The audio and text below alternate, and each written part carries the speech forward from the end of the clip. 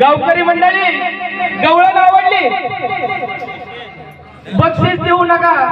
पण टाळ्या तरी वाजवा गवळण आवडली एका कलाकाराला फक्त टाळ्या सगळ्यात महत्वाच्या आहेत तुम्ही जेवढ्या टाळ्या वाजवताल तेवढ्या जास्त जोरानं गाणं म्हणून